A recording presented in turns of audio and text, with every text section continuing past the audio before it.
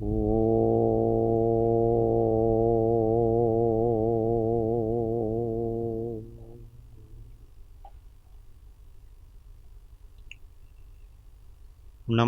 अरिहंताणं नमो सिद्धाणं नमो आयर्याणं नमो उवज्जायाणं नमो लोये सव्वसाहुणम् एषो पञ्चणमुक्कारो सव्वपावपणासनो मङ्गलाणं च सव्वेसिं परमं हवै मङ्गलम्।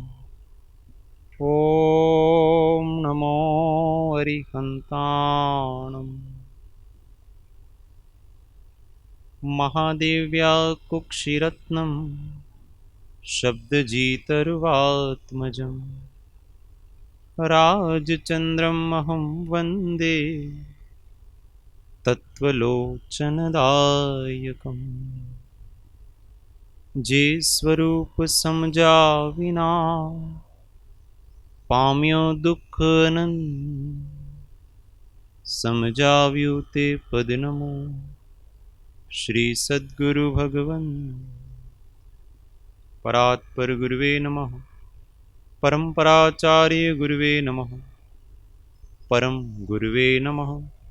साक्षात् प्रत्यक्ष सद्गुरुवे नमो नमः। अनंत अनंत भाव भेद थी भरेली भली अनंत अनंत नाय निक्षेपे व्याख्यानी छे।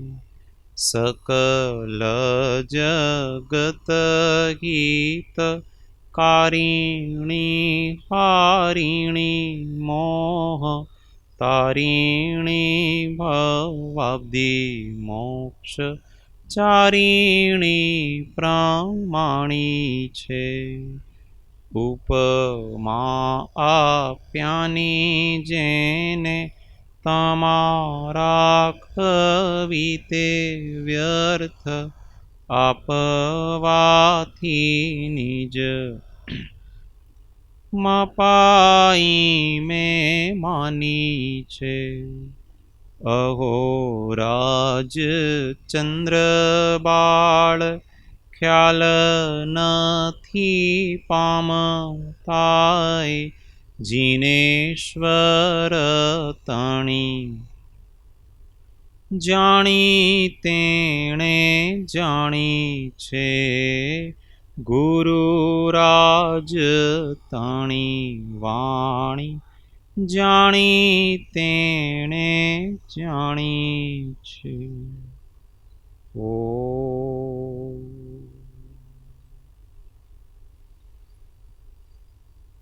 जय सद्गुरु।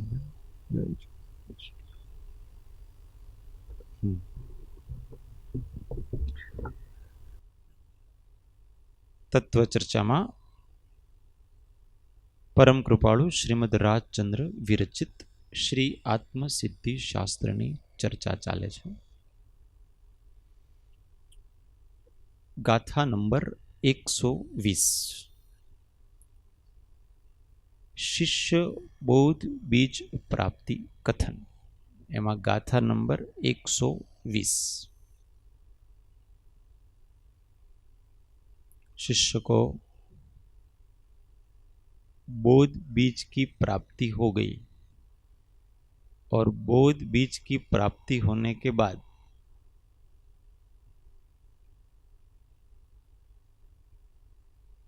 उसका श्रद्धान कैसा होता है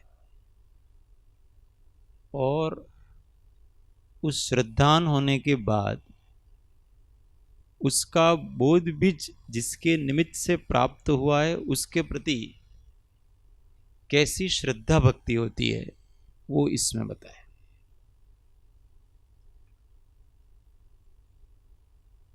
तो 120वीं गाथा में कि बोध बीज प्राप्त होने के बाद उसको कैसा लग रहा है, वो कैसा फील कर रहा है वो बता रहे. હા, પ્રશ્ન છે જે હોય तो ये प्रश्न स्वाभाविक है कि वो कैसा फील करता है, तो ऐसा फील करता है। गाथा 120 सौ साथे। भास्यु निज स्वरूप ते शुद्ध चेतनारू अजर अमर अविनाशी ने देहातीत स्वरूप अजर अमर अविनाशी ने देहातीत स्वरूप। भास्यु निज स्वरूप ते शुद्ध चेतनारू, वह निज स्वरूप जिसका लक्षण शुद्ध चेतना है, ऐसा मुझे भास्यु का मतलब अनुभव में आया, अनुभूति हुई। वो कैसा है? अजर अमर अविनाशी देहातीत स्वरूप। वो अजर है, अमर है, अविनाशी है और देह से अतीत है, शरीर से पर है। ऐसा जो शुद्ध चेतना का रूप मेरा, वो मुझे अनुभव में आया।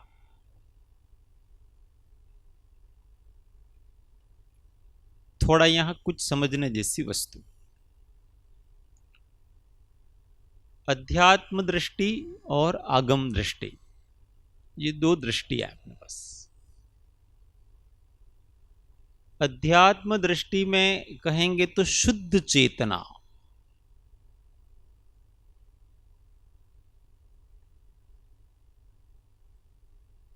तो अध्यात्म दृष्टि में हम उसको शुद्ध स्वरूप का अनुभव हुआ ऐसा कहेंगे, कहा जाएगा। अब हम सिद्धांत दृष्टि से, आगम दृष्टि से उसको कहेंगे तो नीचे की दशा में शुद्ध स्वरूप की अनुभूति नहीं होती है। यहां जो शुद्ध चेतना रूप ऐसा जो कहा ना, वो समझना है। जो स्वरूप केवली को है, केवली का है, केवली को अनुभव होता है, उस प्रकार के शुद्धता का अनुभव नीचे के गुणस्थान वालों को नहीं होता है। चौथे गुणस्थान वाले की अनुभूति अलग होगी, पांचवे की अलग होगी, छठे की अलग होगी, सातवें की अलग होगी, श्रेणी में अलग होगी और केवली की सबसे अलग होगी।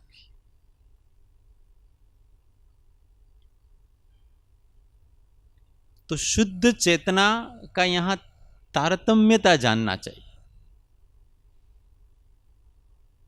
पर अध्यात्म दृष्टि से कहेंगे तो सबको शुद्ध आत्मा की अनुभूति हुई ऐसा कहा जाएगा, पर ऐसा वास्तव में नहीं है। वो किसी दृष्टि से कहा जा रहा है। सिद्धांत दृष्टि है वो वास्तविक दृष्टि,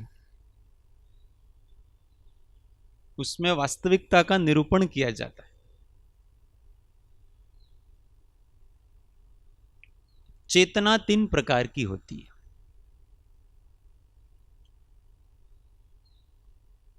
एक कर्मफल चेतना, एक कर्म चेतना और एक ज्ञान चेतना।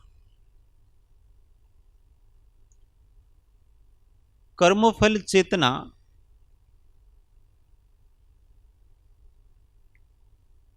जिनके मन नहीं होता है, ऐसे असंगनी जीवों की मुख्यता से, उनको विचार पूर्वक कुछ, बुद्धि पूर्वक कुछ कर रहे हैं ऐसा भी नहीं है। वो केवल अपने कर्मों का फल ही भोग रहे हैं बस। निरंतर जो कर्म उदय में आ रहा है उसको भोग रहे हैं, इसलिए उसको कर्म फल चेतना कहते हैं। केवल भोगता है और कुछ नहीं। फिर मन मिलता है तो व्यक्ति विचारता है और विचार पूर्वक उसको ऐसा होता है कि मैं कुछ कर रहा हूं, विचार पूर्वक भाव करता है। तो वहां उसका विचार पूर्वक का कर्तापना आता है कि मैंने अच्छे भाव किए, मैंने खराब भाव किए, मैंने ये किया वो किया, ये विचार पूर्वक। इसके पहले की दशा में तो ऐसा विचार ही नहीं है, वो तो केवल बेभान होकर के पड़ा है, क्या कर रहा है कुछ पता ही नहीं। यहां जो हो रहा है उसका पता चलता है, इसलिए उस चेतना को कर्म चेतना ऐसा कहा। यद्यपि वो कर्म फल चेतना में भी है, अबुद्धिपूर्वक का कर्तापना है, पर यहां बुद्धिपूर्वक का कर्तापना अब चालू होता है कि मैं ये कर रहा हूं वो कर रहा हूं। ये कर्म चेतना मन वाले पहले गुण स्थान से लगा करके आगे के गुण स्थान में 10वें गुण स्थान तक उस कर्म चेतना को ले जा सकते हैं, अथवा ज्ञान की अपूर्णता की अपेक्षा 12वें गुण स्थान तक उसको ले जा सकते। तीसरी है ज्ञान चेतना। उस ज्ञान चेतना में न भोक्तापने का अहंकार है, न कर्तापने का अहंकार है, वहां केवल ज्ञातापना है कि मैं न कुछ भोगता हूं न मैं कुछ करता हूं, मैं केवल जानता हूं,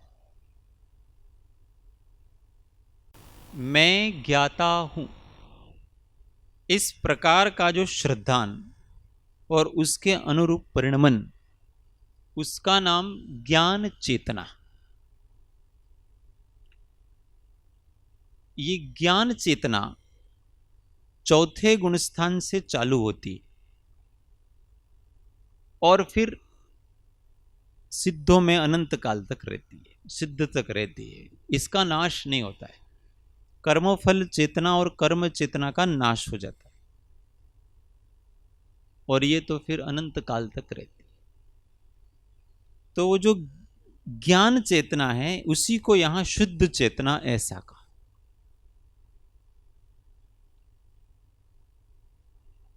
तो मैं ज्ञाता हूं, उस श्रद्धा की अपेक्षा चौथे गुण स्थान वाले की अनुभूति और केवली की अनुभूति एक जैसी है। किसकी अपेक्षा? श्रद्धा की अपेक्षा। जो श्रद्धान केवली को है कि मैं ज्ञान स्वभावी आत्मा हूं, वो ही श्रद्धान इधर चौथे गुण स्थानवर्ती जीव को भी है कि मैं ज्ञान स्वभावी आत्मा हूं। तो उस अनुभूति की अपेक्षा तो दोनों में साम्य है, चौथे गुण स्थान वाला का और उससे आगे जितने भी गुण स्थान है सबका साम्य है सिद्ध तक। परंतु परिणमन की अपेक्षा बड़ा अंतर पड़ जाता है। परिणमन चारित्र दशा कहते हैं। तो चारित्र दशा के अन्य अपेक्षा शुद्ध चेतना की अनुभूति आगे आगे बढ़ती जाती। चौथे गुण स्थान में जितना कर्ममल अर्थात जितना कषाय मल गया है उतनी शुद्धता की अनुभूति है। हम इसको शास्त्रीय भाषा में कहना हो तो दर्शन मोहनीय मतलब मिथ्यात्व और अनंतानुबंधी कषाय, इनके जाने से जितनी आत्मा विशुद्ध होती है उतनी शुद्ध चेतना का अनुभव चौथे गुण स्थान में है। फिर इसके आगे अप्रत्याख्यानावणी कर्म पंचम गुण स्थान में जाता है, वो कषाय जाती है, तो उतनी शुद्धि पांचवें गुण स्थान वाले की उतनी बढ़ गई। फिर छठे की और बढ़ गई, प्रत्याख्यानावरण जाता है कषाय। फिर सातवें वाले के और बढ़ गई, संज्वलन कषाय भी उसके सूक्ष्म हो जाती है। फिर आठवें नौवें दसवें में ये संज्वलन कषाय सूक्ष्म से सूक्ष्मतर होती जाती है। तो उसकी विशुद्धि और बढ़ गई, और 11वें 12वें में कषाय समाप्त हो जाती है तो परम विशुद्ध हो जाता है। और 13वें गुण स्थान में बाकी के कर्म भी चले जाते हैं तो परिपूर्ण रूप से आत्मा शुद्ध हो जाता। ये अनुभूति आगे आगे बढ़ती जाती। तो उसको इस प्रकार से समझना कि ऐसा नहीं है कि जैसा सिद्ध अनुभव करते हैं आत्मा का, वैसा आत्मा का अनुभव हम करेंगे या हमको होगा, ऐसा नहीं है। उनकी अनुभूति का स्तर अलग प्रकार का है, उनकी परम विशुद्ध चेतना, और हमारे तो भी कषाय सहित है। तो जितनी कषाय अंश गए हैं और जितनी स्वरूप सम्मुख दृष्टि है उतनी अनुभूति है। अनुभूति भी दो प्रकार की होती है,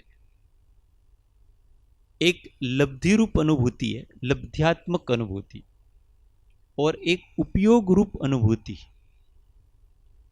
तो जो लब्धि रूप अनुभूति है वो तो जितना कर्ममल कषाय अंश जाता है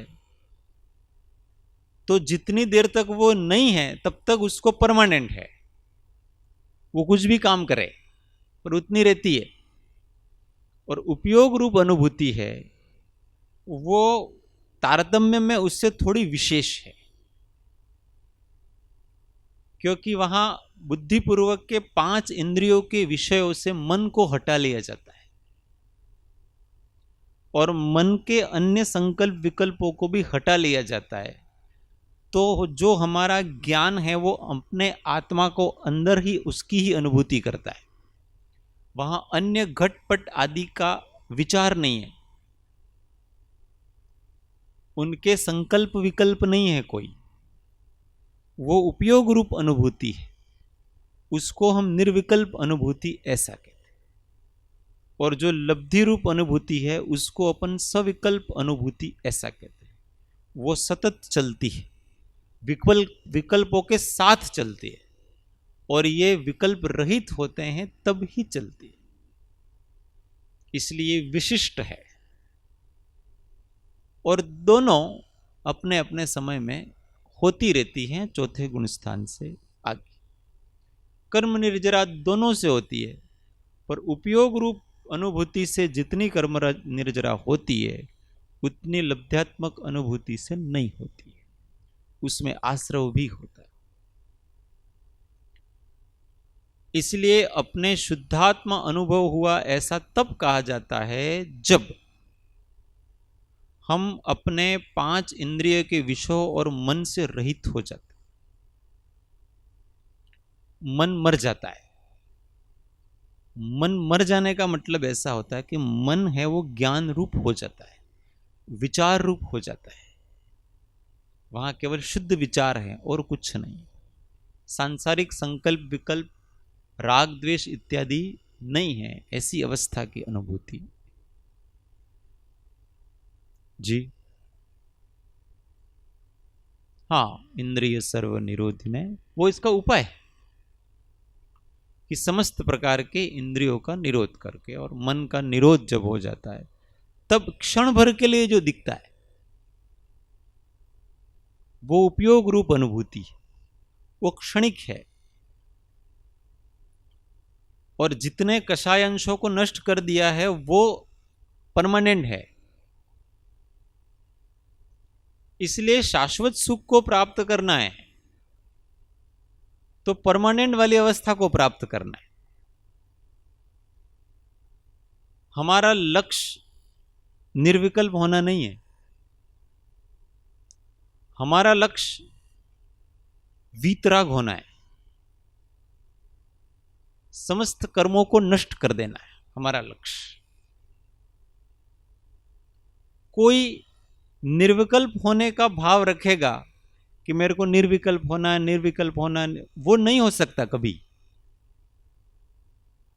पर जो वीतराग होने का अभ्यास करता है वो सहज निर्विकल्प होगा, क्योंकि उसका प्रोसेस ये है। निर्विकल्पता के लक्ष्य से निर्विकल्पता नहीं मिलती है, वितरागता के लक्ष्य से निर्विकल्पता आती है। कोई उसको जबरन लाने का प्रयत्न करे तो वो कभी नहीं ला सकता। इसलिए लोग बैठे बैठे ऐसे ऐसे आंख बंद करके ऐसी कल्पनाएं करते रहते हैं, मैं निर्विकल्प हो जाऊं, मेरे सब विचार चले जाएं। ऐसे नहीं जाएंगे। निर्विकल्प होने की उत्कंठा से कभी निर्विकल्पता नहीं होती है। उल्टा आपके उस निर्विकल्पता में बाधा पड़ेगी, क्योंकि अंदर से आपको व्याकुलता हो रही है। व्याकुलता से तो कभी किसी चीज की सिद्धि होती नहीं है। तो करना क्या है कि आपके पास विचार हैं, उस विचारों से वस्तु के स्वरूप को विचार करके अपने स्वभाव में रहने का प्रयत्न करना है। हमको और कुछ नहीं करना है। विचार द्वारा अपने स्वभाव में रहने का प्रयत्न करना है। सारी समाधियां प्रकट हो जाएगी इससे। सविकल्प होनी है तो सविकल्प हो जाएगी, निर्विकल्प होनी है तो निर्विकल्प हो जाएगी। हमारा प्रयत्न तो इतना ही है अभी कि विचार पूर्वक, बुद्धि पूर्वक अपने स्वभाव में ठहरो। हमें हमेशा अपने स्वभाव का स्मरण रखो और उससे बाहर हम नहीं जाने चाहिए। बस इतना सा लक्ष्य जिसको हमेशा रहता है, उसकी कषाय निरंतर घटती जाती है, घटती जाती है, घटती जाती है, और वो हमेशा शांत रहता है। और उस शांति की अवस्था में कभी ऑटोमेटिक आंखें बंद हो जाती है, ऑटोमेटिक निर्विकल्पता आ जाती है, लानी नहीं पड़ती उसको। पर प्रोसेस उसका ही है। प्रोसेस जबरदस्ती करने से कुछ नहीं होता है। यहां ठहरो और विचारों को बाधक नहीं समझे हम। बहुत बारी शुद्ध चेतना की अनुभूति करने के लिए हम विचारों को बाधक समझते हैं कि मेरे विचार नहीं आने चाहिए। क्यों नहीं आएंगे विचार? विचार अपना स्वरूप है। अगर वो स्वरूप नष्ट हो जाएगा तो आपके पास रहेगा क्या? अभी जितना हमारा मति ज्ञान, शुद्ध ज्ञान रूप ही हम हैं, और वो विचार ही है। विचार के अलावा हमारा ज्ञान अभी कुछ भी नहीं है। अब वो विचार को ही हम नष्ट कर देना चाहते हैं। इसका अर्थ हम ये हम अपने आप को नष्ट कर देना चाहते हैं। विचार नहीं रहेगा तो क्या होगा? आप अपने को नींद में विचार नहीं आते हैं ऐसा लगता है ना? हमने नींद में कुछ विचार नहीं किया ऐसा लगता है अपने को, ऐसा लगता है ना अपने को। तो वो तो बुद्धिपूर्वक अपने विचार नहीं है। बाकी वहां कितने विकल्प चल रहे, तो हमको जड़ थोड़ी हो जाना है। विकल्प नष्ट करने, अपने को विचारों को निर्मल करना है। विचारों को निर्मल करने से विकल्प नष्ट होते हैं। विचारों को निर्मल कैसे करना? स्व और पर का भेद करके अपने स्वभाव में ठहरने का पुरुषार्थ।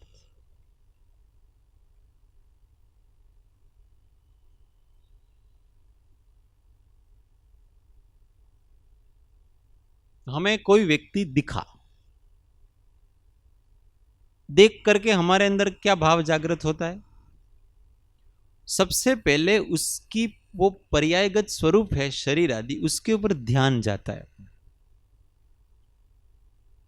जाता है। और फिर उसके अनुसार हमारी स्फुरणाएं, विचार, विकल्प जागते। તમે ઘણા દુબળા થઈ ગયા છે, જાગતા કે નહીં જાગતા? દ્રષ્ટિ કાં ગઈ? તમારે છે ને હિમોગ્લોબિન ઓછું થઈ ગયું છે, તમારા સારો ખોરાક લેવો જોઈએ। मतलब ये तू कर रहा है ना वो व्यक्ति, तुम्हारे वो सब उसकी दृष्टि किसके ऊपर चल रही है? अभी शरीर के ऊपर दृष्टि चल रही है और उसी को वो मान रहा है। कि सामने वाला वो है, ऐसा मान रहा है, और इस कारण से अनेक प्रकार के संकल्प विकल्प उसके मन में पैदा होते हैं, जिससे उसको कोई लेना देना नहीं। अब वहां पर ये मलिन विचार है, पर्याय पर दृष्टि के, भले दूसरे की पर्याय पर दृष्टि जाए अथवा अपनी पर्याय पर दृष्टि जाए। जब पर्याय पर दृष्टि जाती है, विभाव पर्याय पर, तो दृष्टि मलिन होती है, उपयोग मलिन होता है, विचार मलिन होते, वो विकल्प है। मलिनता सहित विचारों का नाम, मोह सहित विचारों का नाम विकल्प है। मोह रहित जो उपयोग की अवस्था है उसका नाम विचार है, शुद्ध चेतना है। वहां विचारों की निर्मलता है। तो निर्मल कैसे करना? अभी वो मलिनता आ गई है तो तुरंत उसमें जागृति रखना कि जो सामने वाला का शरीर दिख रहा है ना, वो नहीं है, और ये जो मेरा शरीर दिख रहा है ना, वो भी मैं नहीं हूं। तो चिंता समाप्त हो गई, विकल्प समाप्त हो गए। जब वो है ही नहीं तो काहे की चिंता, और जब ये भी मैं हूं ही नहीं तो काहे की चिंता। उस विचार से विकल्प समाप्त हुए, नहीं तो विकल्पों की परंपरा बढ़ती ही जाती है, बढ़ती ही जाती है। ये अज्ञान का लक्षण। ऐसे विचारों को अपनी पर्याय पर दृष्टि जाएगी, नहीं जाएगी ऐसा थोड़ी है। जो दिखेगा थोड़ा तो होगा ना स्फुरना, पर तुरंत अपने उपयोग को रोकना, जागृति लाना कि मैं जिसको मैं कह रहा हूं अथवा दूसरे को वो मान रहा हूं, वो दोनों नहीं है। न तो दूसरा शरीर रूप है, न मैं शरीर रूप।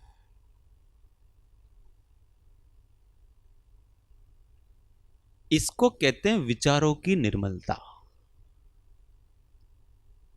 कि विचारों में से पर्याय दृष्टि को निकालना और उससे संबंधित जो संकल्प विकल्प है उसको निकालना।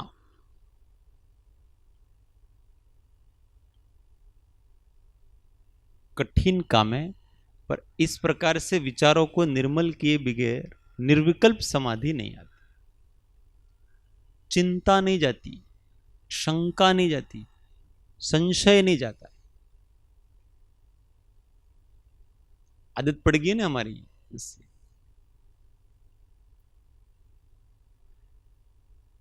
इसलिए बड़े लोगों को जब पूछते हैं ना, जैसे मुनि को पूछते हैं कि आप कैसे हो, तो वहां आपका स्वास्थ्य कैसा है ऐसा नहीं पूछा जाता है। मुनि को कैसे क्या पूछा जाता है पता है? आपका रत्नत्रय कैसा है ऐसा पूछा जाता है। ये शिष्टाचार। क्यों? क्योंकि वो शरीर रूप होकर के नहीं जी रहा है, उसका आत्मा रत्नत्रय रूप है। फिर धीमे से बाद में आपको साता है कि नहीं वो पूछने की जरूरत नहीं है। वो भी अपने अशिष्टता है, उनको पूछेंगे। शिष्टता नहीं हो उस स्तर तक। सामान्य व्यक्ति जो शरीर के आधार से जीते हैं, उनको अच्छा लगे इसलिए उनको पूछना पड़ता है हमको, तुम्हारा साता अच्छे भाई, बराबर छो, स्वास्थ्य। क्योंकि उनका तो शरीर स्वास्थ्य ही उनके लिए सब कुछ है। वो तो उसी के आधार से जीते हैं, क्योंकि देह दृष्टि से जी रहे हो, इसलिए उनको वो अच्छा लगेगा। पर जो आत्मदृष्टि से जीता है ना, उसको कोई ऐसा कहता है तो उसको बहुत मतलब किसी के प्रति द्वेष होता है ना, ऐसा तो नहीं है, पर सामने वाले के ऊपर दया आती है। उसको दया इसलिए आती है कि देखो इनको कितने विकल्प हो रहे हैं, ज्ञानता के कारण से कितने प्रकार के विकल्प, जो जिसमें अपना हस्तक्षेप नहीं है, हम जिसमें कुछ कर नहीं सकते हैं, उसके संबंध भी बहुत विकल्प आ रहे हैं। तो ऐसे कोई मुनि हो, ऐसे उसको इस प्रकार से शावक होते हैं, उनकी जिम्मेदारी है, उनको वो जिस स्तर से जीते हैं उस स्तर से ही वो उनका सारा होता है, परंतु वो कुछ स्पष्टीकरण नहीं देंगे। आपकी शुभ भावनाओं के लिए नमस्कार है, अच्छा है, कोई दिक्कत नहीं, नो प्रॉब्लम, पर आत्म जागृति हमेशा रखनी चाहिए।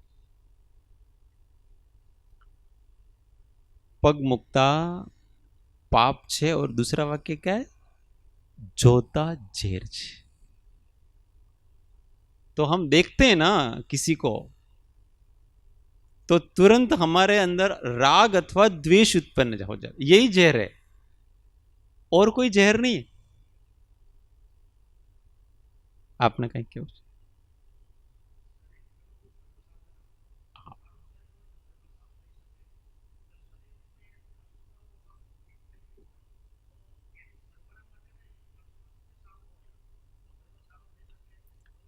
बिल्कुल, शरीरम माध्यम खलु धर्म साधन, यहां अपने को निर्विकल्प होना है। ये सब व्यवहार की बातें, ये सब व्यवहार की बातें हैं सारी चीजें, पर जिसको निर्विकल्प समाधि की प्राप्ति करनी है, उसको शरीर की बहुत अधिक चिंता हो, तो वो ठीक है ना, आपने 2 टाइम भोजन कर लिया, क्या कर सकते हो इससे ज्यादा? 3 टाइम कर लिया, और इससे ज्यादा क्या कर सकते हो आप इससे? इस उससे भी ये सुधरेगा ऐसा तो नहीं है। तो कहे को बार बार इसकी तरफ दृष्टि देना,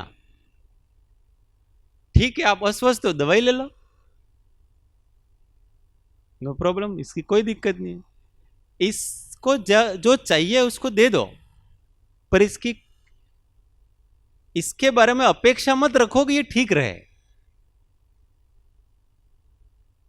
नहीं रहता तो कितना भी प्रयत्न करो, नहीं ही रहता हो। इसलिए सहन नहीं हो रहा तो आप जितना हो सके उतना करो, पर अपने उपयोग में इसको मत रखो।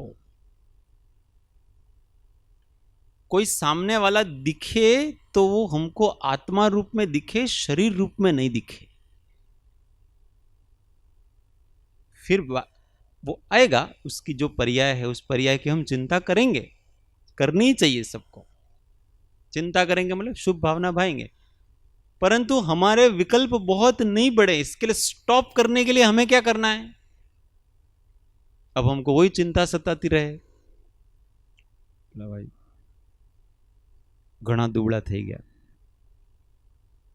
હવે શું કરવાનું? वो पुण्य तो बांध ही रहे हो आप पाप नहीं बांध रहे हो, इससे पुण्य बांध रहे हो। पुण्य होता है इससे, किसी की इस प्रकार से चिंता करने से, भाई स्वास्थ्य की चिंता करने से पुण्य का आश्रय हो रहा है। पर हमें अभी यहां पुण्य नहीं चाहिए, शिष्य को अभी क्या चाहिए? हमको अभी हमको आत्मा चाहिए, इसलिए वो राग छोड़ो। ये जो अनुराग है, उस अनुराग को अब छोड़ो, कर लिया ना आपने, अब चिंता नहीं। हमको कोई महाराज वगैरह का ऐसा लगे कि बहुत थोड़े वीक हो गए, उनकी जरूरत है, तो उनके लिए जितना करना पड़े उतना करो, करके फिर अपेक्षा मत रखो कि वो उससे ठीक हो जाएंगे। हमने अपना कर्तव्य कर दिया है, परद्रव्य का परिणमन परद्रव्य के अधीन है, हमारे अधीन नहीं है। बाद में विकल्प नहीं, वो करके अपने तो निर्विकल्प हो जाओ, और फिर से वो करना पड़े तो फिर से वो करो, पर इसको मन में नहीं बसाना। देखो यही तो कला है, ये कलाएं जो सीख जाते हैं ना, ज्ञानी भी सब करते हैं। हम जितना किसी का ध्यान नहीं रखते हैं, उससे अधिक ध्यान रखते हैं। ऐसा थोड़ी नहीं रखते होंगे, शरीर का भी रखते हैं, सबका रखते हैं, परंतु उन व्यवहार की चीजों को कभी मन में नहीं रखते, उनको इससे चिंताएं नहीं सताती, तुरंत अपना काम किया, अब जो होना है वो होगा, उसके हाल पे छोड़ दो। नहीं तो हम किस किस की चिंता करेंगे बताओ? एक डॉक्टर, उसके पास बहुत सारे मरीज आते, हर एक मरीज की वो घर तक पहुंचने तक चिंता करता रहे। अभी वो मरीज तो चला गया, फिर बाद में वो डॉक्टर चिंता ही करता रहे, अब उसका क्या होगा, ये दवाइयाँ उनके असर करेगी कि नहीं करेगी। तो उस डॉक्टर की क्या हालत होगी बताओ। वो दिन भर उन मरीजों की चिंता में ही उसका तो जीवन चला जाएगा, पूरा जीवन उसी में चला जाएगा। वो अपने परिवार के साथ नहीं रह सकता, किसी के साथ नहीं रह सकता, कुछ नहीं कर सकता है दूसरा। तो आपने ट्रीटमेंट कर दिया, आपका काम खत्म हो गया, उसको उपयोग में से निकाल दो। ये वितरागता होने का मार्ग, इससे निर्विकल्पता आएगी। अपनी चिंताएं करने से नहीं आती।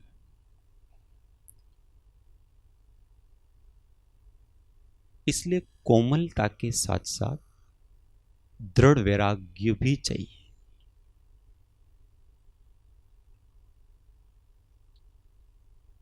इसको बहुत अच्छी तरह से समझने जैसा है। कोमलता के साथ साथ दृढ़ वैराग्य भी चाहिए। हम इतने कोमल रहें कि दूसरों का दुख संवेदन वो हम फील कर सके। कोमलता होनी चाहिए हमारे अंदर। वो कोमलता चली गई तो धर्म का आधार चला जाता है, क्योंकि अहिंसा पे टिका हुआ है सारा आत्मा, दया पर सारा आत्मा टिका है, दया धर्म का मूल है।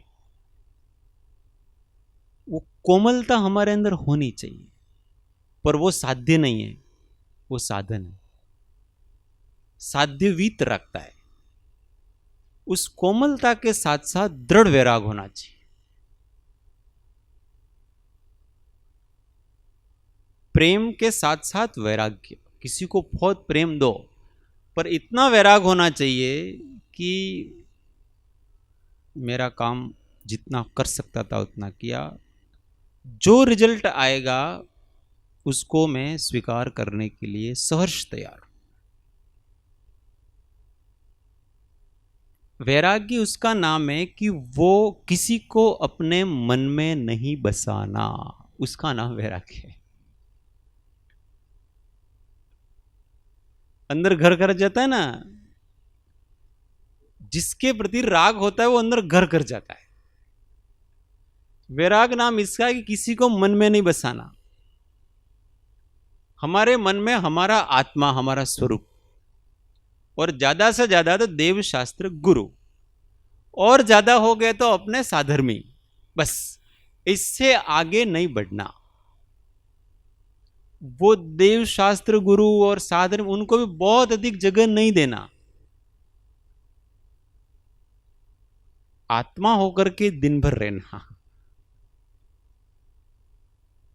तब जाकर के ऐसी अवस्था प्राप्त होती। और हम सोचते हैं कि हम किसी के बारे में विचार नहीं करेंगे तो फिर हम उसको भूल गए, तो नहीं भूल सकते। राग होता है वो याद आ ही जाएगा, और भूल गए तो क्या दिक्कत है, भूलना ही तो है। कृपाल ने तो ऐसा ही कहा है, हमारा सर्व લેખન કૃતિ વૃત્તિ બધાનો લક્ષ્ય એક જ છે, સતના જગતની વિસ્મૃતિ કરવી અને સતના ચરણમાં રહેવું। बहुत लोग ऐसा है कि प्रेम कम हो जाएगा, तो हो जाने दो, वो कम करने जैसा ही है, वो बढ़ाने जैसा नहीं है। चिंता हो जाती क्योंकि रह नहीं सकता है ना व्यक्ति। इसलिए दृढ़ वैरागी होने का प्रयत्न करना चाहिए, और साथ में कोमलता होनी चाहिए। मोह माया व्यापे नहीं जेने, दृढ़ वैराग्य जेना मन मारे। राम नाम शु ताड़ी रे लागी, राम नाम शु ताड़ी रे लागी। सकल तीरथ तेना तन मारे, वैष्णव जन तो तेने कही जी। पीड़ पराई जाने रे, पर दुखे उपकार करे तोय मन अभिमान न आणे रे। वैष्णव जन तो तेने कहिए, वैष्णव जन तो तेने कहिए। सद्गुरु परम कृपाळु त्रिलोकनाथ की जय, सब संतन की जय। आनंद घन ओ।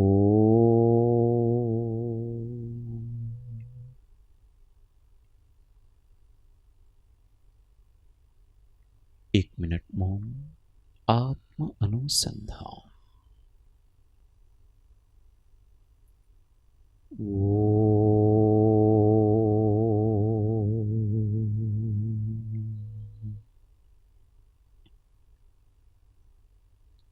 सूत्र सौ साथे।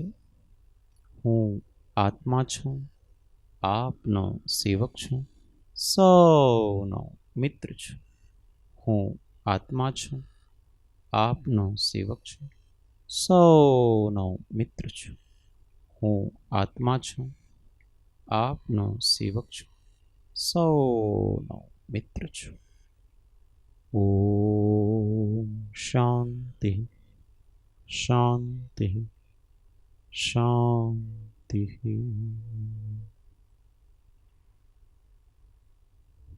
जय सद्गुरु।